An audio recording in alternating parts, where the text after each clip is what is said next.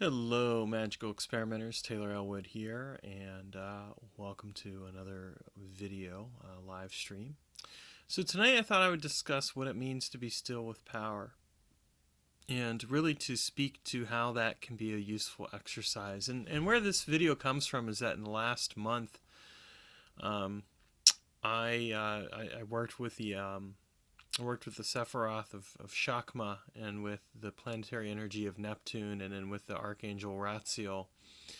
And it was a fascinating experience because it was really about not necessarily doing anything, but rather learning to be something, to be present with the with power, because Chakma is really, it's the Sephiroth of wisdom, but it's also the Sephiroth of power. And if you've ever worked with the planetary energy of Neptune, you know that Neptune is a very interesting and it has a very interesting planetary energy. It's very, I wouldn't say chaotic, but it's one of those things where you definitely can feel the tides with it. It's something where it can really overwhelm you if you're not careful. And I know this from personal experience, having had some experiences with Neptune that weren't so great. This last month was. And then my experience with Ratziel was one of where the Archangel never really talked to me. Previously, with the different Archangels, they connected with me. They in a way where they were speaking to me, through me, etc. But with Ratziel, the way that he did it is he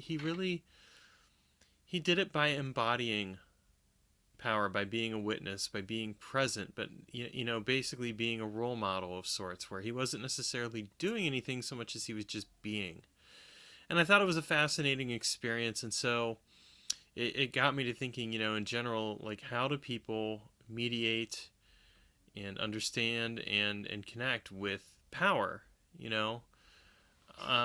their lives. And what I've discovered, or what I've noted, is that, in general, people are very inclined to, exercise their power as soon as they have it. I've seen it with magicians, I've seen it in political circumstances, at work, etc., etc. And the reason is because I think a lot of times people aren't used to having a sense of power. So when they suddenly feel like they have that sense of power, what do? They exercise it, they utilize it. And there's nothing wrong with that per se, but I think that it can be a useful exercise to really be present with that power and to mediate upon it in a manner that's respectful of it, and recognizes that like anything else, power isn't eternal. It comes and it goes.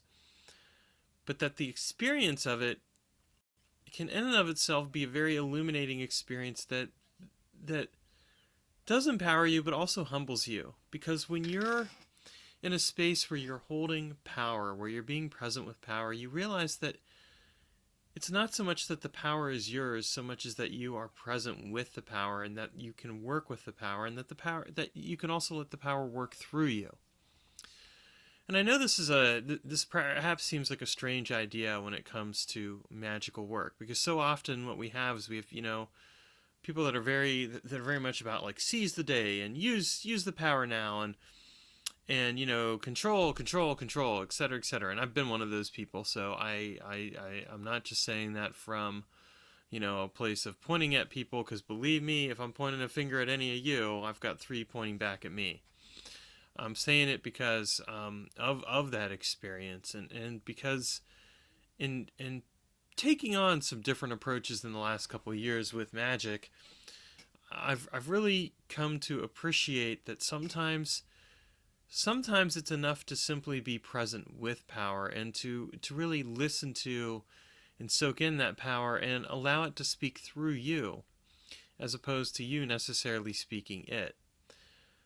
What that really means is that sometimes we necessarily don't necessarily need to be in control so much as we need to learn to ride the current and work with the current that we've got. Like for me, this last month of being with the Neptunic energy of Shakma wasn't about trying to control it. If anything, I felt like if I tried to control it, it probably would have ripped me apart. But instead to flow with it, to work with the currents, to to let it take me where it was going to take me, but at the same time to know when to paddle, so to speak. It's like being in a boat on a whitewater rafting trip. If you've ever done whitewater rafting, you know that you really don't have a ton of control. You have some control, but you are to some degree at the mercy of the current. And the way that you have control is that you learn to work with the current and you paddle, to wherever you're going, and you're careful the entire time. You respect the power of the water, the power of the currents, because you realize that it could be something that takes you out. It's a similar experience with working with Neptune and working with Ratio.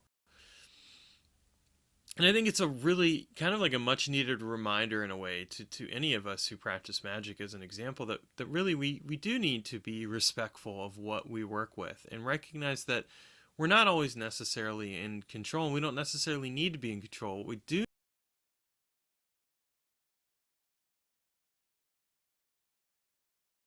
need the forces that we're connecting with in a manner that allows us to, get where we want to go,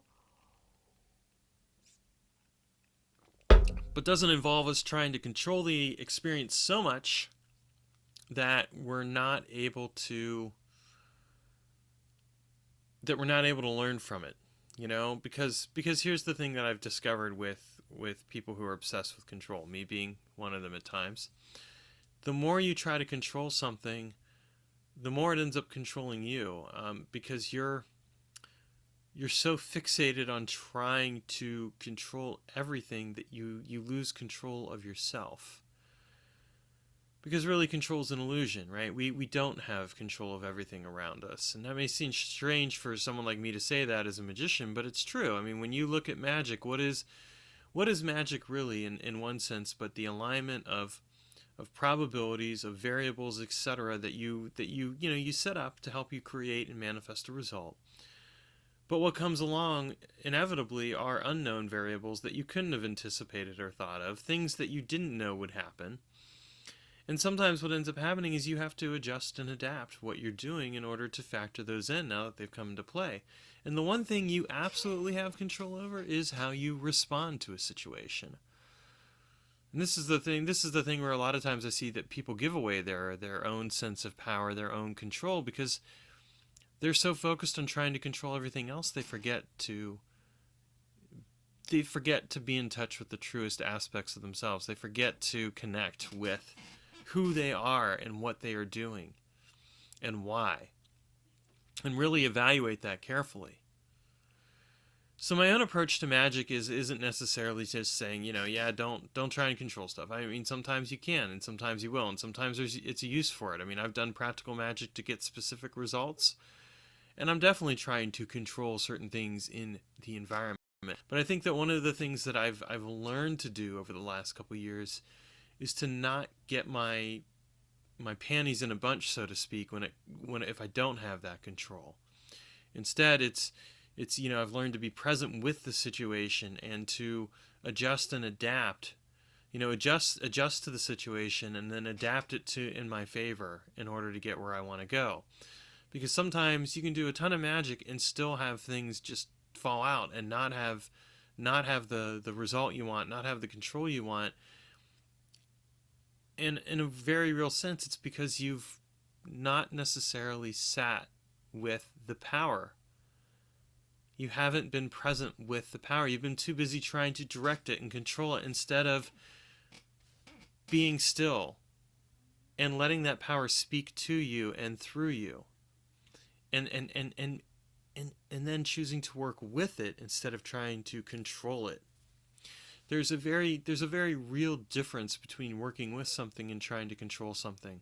When you try to control something, you're basically trying to compel it against its will to get you where you want to go and get what you want. And can this happen? Sure. I mean, we see examples of that throughout human history. But there's also something to be said for working with something. And the power of working with something is that when you work with it, you come to a mutually agreeable understanding and relationship that allows you to get where you want to go. And this applies as much to this notion of sitting with power and being still with power as it does to working with a spirit or doing practical magic. Because ultimately, at the end of the day, what are we really doing? We're working with power.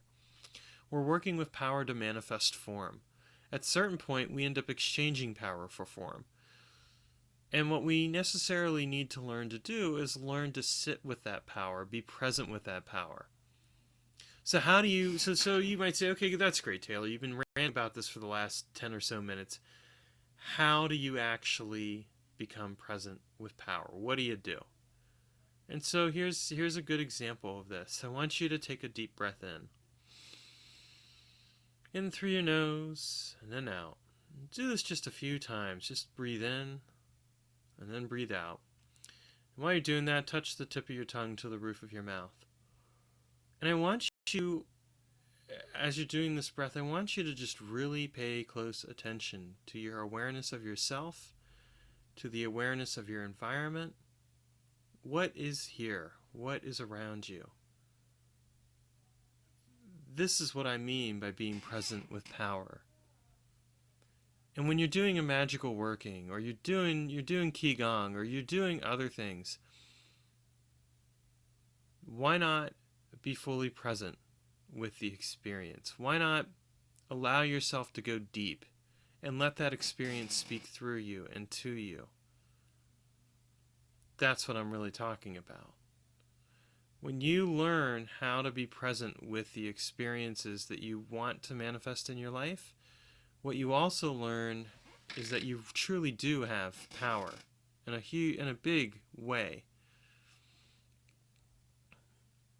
It's the power of that presence. It's surrendering to the power. It's working with the power.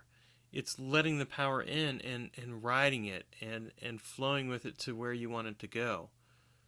And at the same time, knowing that you won't necessarily be able to direct it, but what you can do is you can direct yourself. And that by directing yourself, you can put yourself into the right place and the right time to get where you want to go, to get the results you want. That's really what I'm talking about. So try that. Take some deep breaths in. Really just pay attention to your awareness of yourself and your environment. What does that really feel like?